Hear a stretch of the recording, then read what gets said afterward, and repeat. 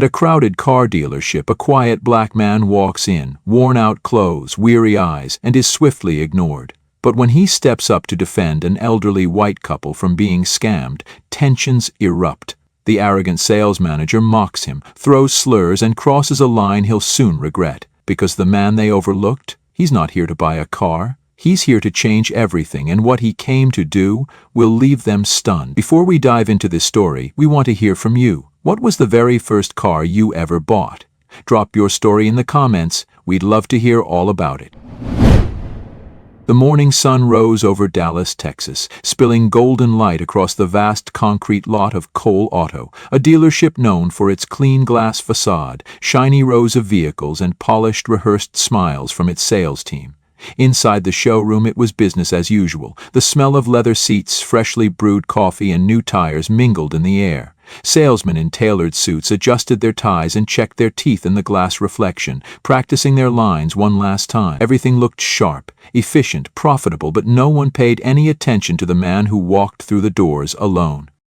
He didn't look like much, at least not to them. He was a middle-aged black man wearing a faded denim jacket, scuffed boots, and an old baseball cap pulled low. His jeans were worn thin at the knees, and his hands looked like they'd seen years of hard labor. There was nothing flashy about him. He walked slowly, not hunched but casual, as if unsure whether he even belonged there. A few salespeople glanced in his direction, then quickly looked away. One muttered something to another and smirked. No one greeted him. No one offered a handshake or a brochure. He was invisible. And that was exactly what he wanted. His name was Ethan Cole. He was the founder and CEO of Cole Auto Group, a company he had built from the ground up over 2 decades. What had started with a single used car lot had grown into a multi-state dealership chain. On paper, his success was undeniable. Profits were strong, reviews were mixed. But something had changed. Ethan had started hearing whispers. Stories from customers about being pressured into overpriced deals, about trade-in offers that felt like insults, about managers who seemed more like predators than professionals. He had read the reports. He had confronted his regional managers, and each time the answer was the same. "Everything's fine, sir." But Ethan knew better. Numbers could be shaped to look good. People told the truth. So he decided to see it for himself. He had hired a Hollywood-grade makeup artist to help him transform, adding lines to his face, graying his beard, dulling the brightness in his eyes, and layering his voice with a southern drawl. He looked nothing like the confident CEO who appeared in business magazines or stood on stage at shareholder meetings. Today, he was just a man looking for a reliable used car, and no one seemed interested in selling him one. He walked slowly past rows of new SUVs and sedans, trailing his fingers across hoods, taking in every detail, not of the cars, but of the people, the body language, the whispered conversations, the glances. Years of experience had taught him how to see what wasn't being said. Then he heard it.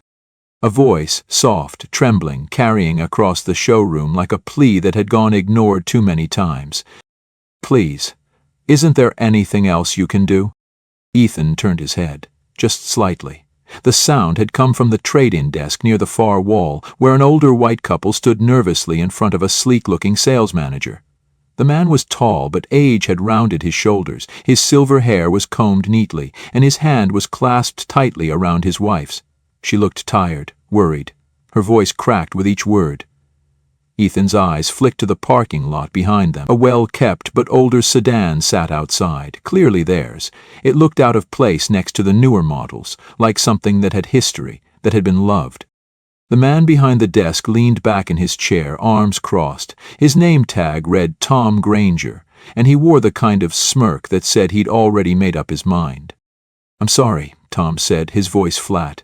"That's the best I can do. The car isn't worth more than $2,000. Honestly, you're lucky I'm even offering that much." The woman's hands trembled as she gripped her husband's arm. "But it was our son's," she whispered. "He passed last year. We've kept it as long as we could, but we just can't afford to fix it anymore." Tom sighed like he was being forced to listen to a boring story. "I understand this is hard," he said, "but sentimental value doesn't add dollars to the trade-in. It's just an old car." Ethan felt something shift in his chest. A tightness, an ache. He stepped closer, pretending to inspect a nearby pickup truck, his eyes still on the scene unfolding. The woman, Debbie, he would later learn, bit her lower lip to keep it from quivering. The man, Carl, tightened his jaw, trying to stay composed, but it was clear that this moment, this decision, was breaking them. Ethan had seen a lot in his life, but this hit different. Tom leaned forward, tapping the desk. "Look, the offer stands at $2,000. That's already generous considering the mileage and wear. If you want to move forward, we can start the paperwork. Otherwise—" He gestured toward the door. Carl didn't move. Debbie didn't speak. Ethan clenched his jaw. This wasn't business. This was cruelty. Ethan stepped forward, slow but deliberate, not raising his voice, not looking for attention. He stopped beside the couple, his eyes on the car outside, like he was genuinely considering it. "Excuse me," he said calmly, voice low and respectful. "Is that sedan out there being sold?" Carl and Debbie turned to look at him, surprised. They hadn't noticed him standing nearby. Tom, still seated behind the desk, exhaled through his nose, clearly annoyed at the interruption. "It's being traded in," Tom said flatly, "not for sale." Ethan kept his eyes on the couple, ignoring Tom's tone. "It caught my eye," he said. "Looks well taken care of. I might be interested in buying it directly from you, if you haven't signed anything yet." Carl hesitated. "We haven't," he said slowly. "But we were just about to." Tom stood up, pushing his chair back with a loud scrape. "All right, what the hell is this?" he snapped. "You think this is Craigslist? This is a dealership, not some sidewalk flea market." Ethan turned his head slightly, finally locking eyes with Tom. "I'm just trying to help them out. That car's worth more than what you're offering." Tom laughed, a bitter, nasty sound. "Oh, here we go. A good Samaritan with a hero complex. What, you gonna save the world with a checkbook? Don't waste my time." Ethan's tone stayed level. $2,000 for that car is robbery." "Listen to me, you low-rent do-gooder," Tom snarled, his voice rising loud enough for the entire showroom to hear. "You don't walk in here off the street in your thrift store boots trying to mess with my deal. I don't know what kind of scam you think you're pulling, but we don't take kindly to people like you screwing with our numbers." The word people hung in the air like poison. Ethan heard it, so did Carl, so did Debbie, so did everyone nearby who suddenly stopped pretending not to watch. Tom stepped closer, chest puffed, red-faced, and breathing heavier. "You don't belong here," he hissed. "You people never do. You come in here acting like you can play with the big boys, throwing around fake sympathy and big words like you've got some right to be here." Ethan's jaw tightened. His hand stayed calm, still, but inside his blood was boiling. He didn't respond right away. He just looked at Tom. Looked through him. Debbie broke the silence. Her voice was small but clear. "Please, don't talk to him like that." Tom spun toward her. "Lady, I'm trying to help you. If you walk out of here without this deal, you won't find another one this good. This guy," he jabbed a finger toward Ethan, "doesn't give a damn about you. He's just trying to look like a hero in front of strangers. Probably doesn't even have the money." Ethan reached into his coat, pulled out a checkbook. No theatrics, just calm, quiet motion.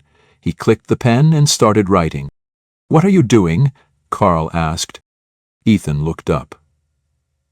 "I'm offering you $5,000, cashier's check. I'll take the car as is, no strings attached." Tom lost it. "Are you out of your damn mind? You can't do that. This is my floor, my customers. You don't get to come in here and undermine me. What the hell even gives you the right?" Ethan tore the check from the pad and held it out to Carl. That's when Tom snapped.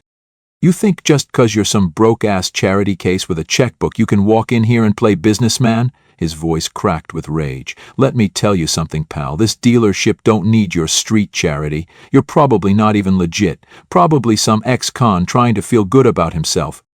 Debbie gasped. Carl took a step forward, protective. But Ethan didn't flinch. He just looked at Tom, long and cold.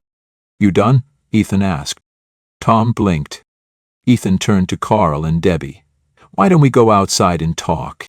Tom lunged forward. "No, you don't." Ethan raised his voice, not loud but firm, solid. Authority cut through every syllable. "I said, we'll talk outside." The room went silent again. Salesman stopped typing. A customer nearby froze with a coffee cup halfway to his mouth. No one moved. Carl and Debbie followed Ethan toward the front doors, clutching the check like it was fragile. As they walked away, Tom stood there, fists clenched, chest heaving, face flushed with fury and disbelief. No one came to his defense. No one backed him up. Outside, Ethan stood beside the car. Carl spoke first. "Why did you do that?" Ethan looked at him, then at Debbie. "Because some things matter more than money." He looked back at the glass showroom behind him where Tom still stood, pacing like a trapped animal.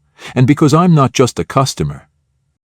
He turned back to them, offering a warm but tired smile. "I own this place." Carl blinked.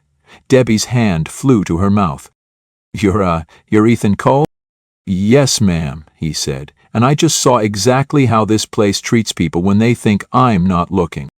Inside, Tom slammed a hand on the desk and stormed toward the door. Ethan didn't flinch, because the truth was already out. The glass doors of the showroom slammed open, hitting the frame with a sharp crack that turned every head. Tom Granger came barreling out, his face beet red, his mouth already halfway through a curse before he even reached them. "You think you can pull this stunt out here and make me look like a fool?" he shouted, pointing a trembling finger at Ethan. "You think you can come in here, make a scene, write some fake-ass check and just walk away like some goddamn hero?" Carl stepped in front of Debbie instinctively, shielding her. Ethan didn't move.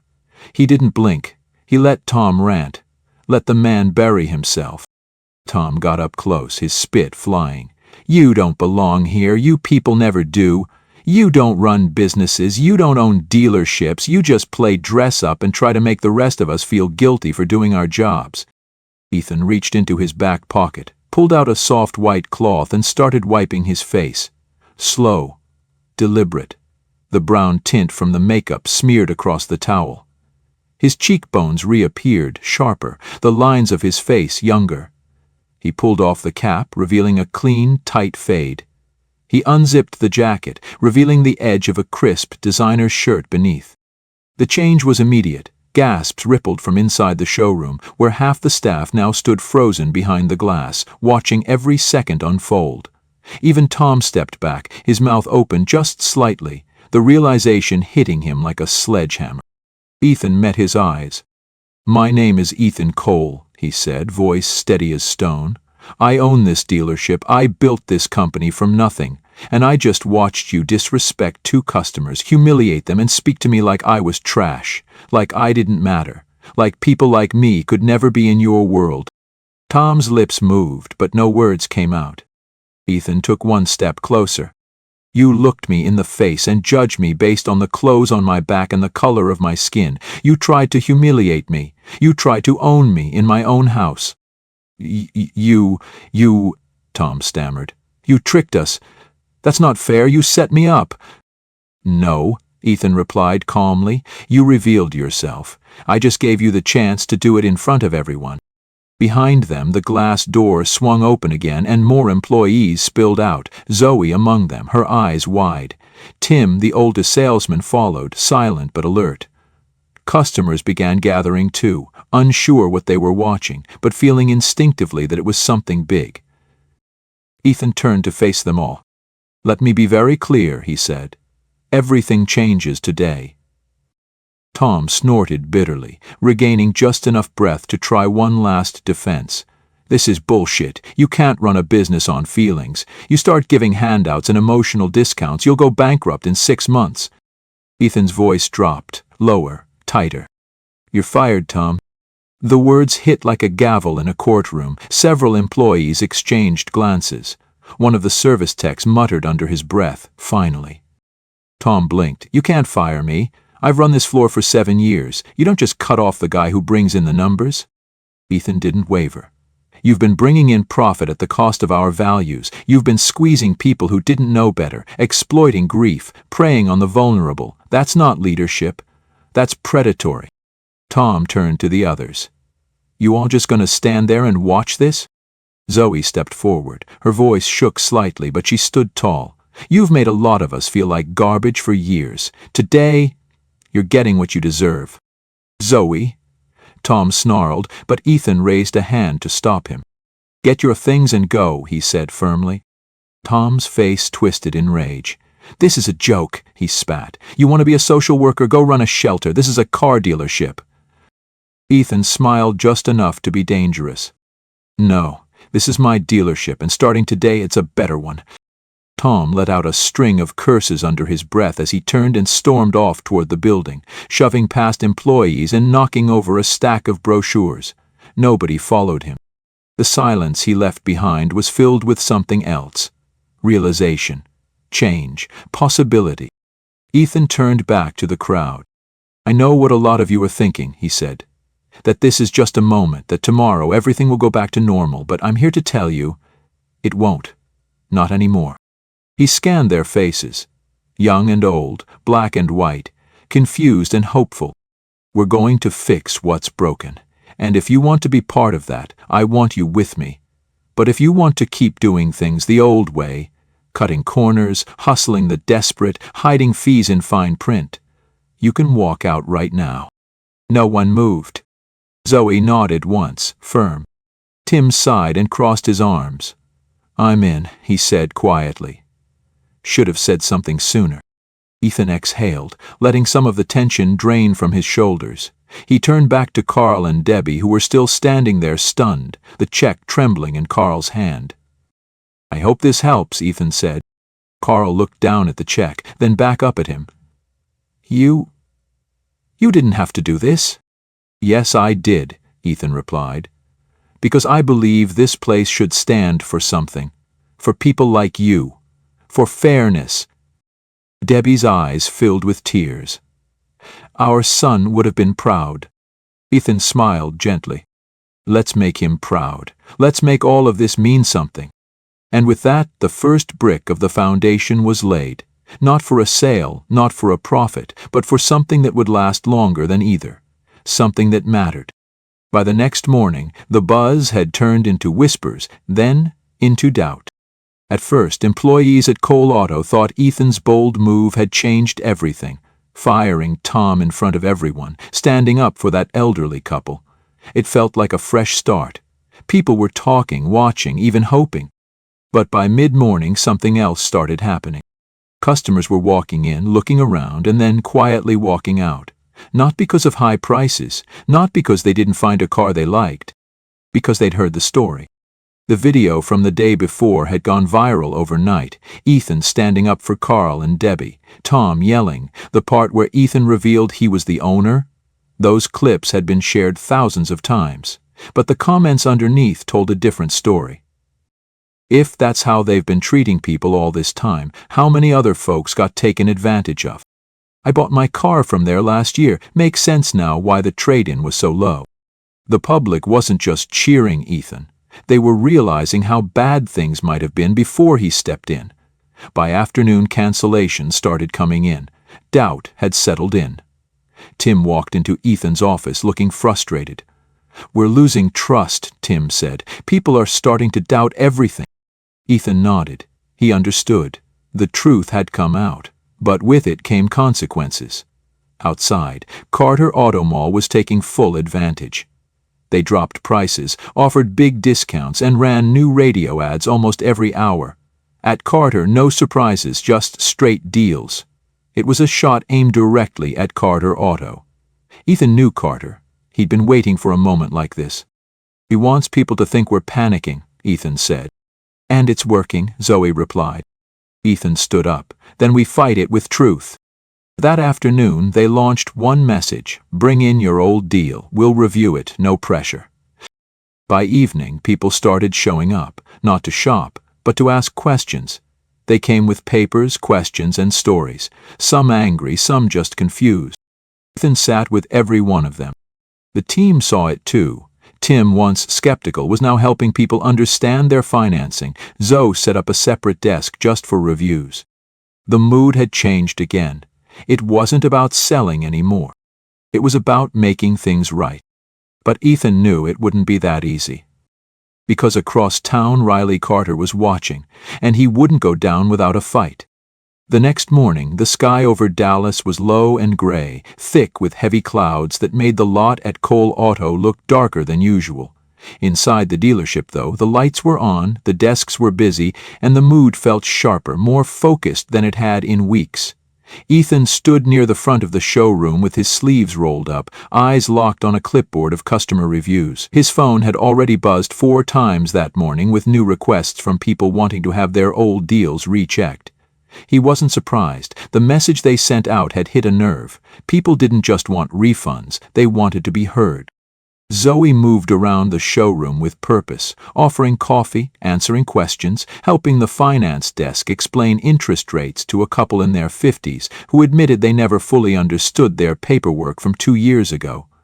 She didn't look tired, even though she hadn't stopped since 7. If anything, she looked like someone who had finally found a reason to care about the work she was doing. Tim was at the delivery bay, walking a younger customer through the contract, slowly, double-checking each number before the man signed it. It was different now, slower, more human. But just after noon, something shifted. The glass doors at the front opened hard, not pushed but flung, slamming against the metal stoppers with a loud crack that froze the room for a second. Ethan looked up. The air changed. It was Tom. He walked in like he still owned the place, even though every eye that landed on him knew he didn't. His face was flushed, his suit slightly wrinkled, like he hadn't slept or hadn't bothered to care. 2 men followed behind him, dressed in sleek, matching jackets with the Carter Auto Mall logo stitched in silver above the pocket. Ethan felt his stomach tighten, not from fear but from knowing what this meant. Tom hadn't just been fired, he had defected, and now he was back with a message. "Well," Tom said, loud enough for everyone to hear, "looks like you turned this place into a damn soup kitchen." The showroom went still. A customer standing near the coffee station slowly turned around. Zoe straightened up from her desk, her eyes narrowing. Tim moved to Ethan's side without a word, standing there like backup. Ethan didn't move. "What do you want, Tom?" Tom smiled, but there was no humor behind it. "Just wanted to see the place one last time before it goes belly up. You know, word is Carter's numbers are skyrocketing. Turns out people still care more about low prices than your little redemption tour." The Carter reps behind him stayed silent, arms crossed, clearly there to watch. "You're desperate," Ethan said, calmly. "That's why Riley sent you." Tom's smile faded slightly, but he didn't back down. "I came on my own. Just wanted to see how far you'd fallen. I mean, look at this. Giving refunds, holding hands. You think any of these people would be here if you weren't writing checks?" "I think they're here because they believe in something better," Ethan replied, voice steady. "Something you never did." Tom's tone turned sharp. "You humiliated me, fired me in front of the whole damn building. You think I'd let that go?" "You earned that moment," Ethan said, "and everything that came after." "You're a fool," Tom hissed. "You think this place is different now? You think people forget overnight? They don't trust you, they just like free stuff. Carter knows how to run a business. You're just performing." Ethan took a step forward, not threatening but deliberate. "Then why are you here? If we're finished, if we're done, why walk in here just to talk? You're scared. You see what's coming. You see that we're still standing." For a second, Tom didn't respond. Because he was scared. He could feel the shift, same as everyone else. The way people in the room looked at Ethan, not with doubt, but with respect. The quiet calm of a business being rebuilt, brick by brick, not by flash but by truth. One of the Carter reps cleared his throat and muttered, "Let's go." But Tom stayed frozen for another second, jaw clenched. Then finally he turned and walked out. The doors swung shut behind him with a softer sound this time, like even they knew it was over. The room stayed quiet for a few more beats. Then Zoe stepped forward. "Well," she said, voice light but proud, "that was dramatic." Tim chuckled under his breath, shaking his head. "Guy's still a jackass." Ethan exhaled slowly, letting the last of the tension drain from his shoulders. "We keep going," he said. "We keep fixing it." The next week, the line at the front desk grew longer. People brought contracts, invoices, emails from years past. Some wanted refunds, others just wanted answers.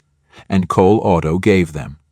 Not every case could be fixed, but every story was heard. Every voice mattered. A month later, the local news ran a piece, the dealership that called itself out and changed everything. The story went national 2 days after that.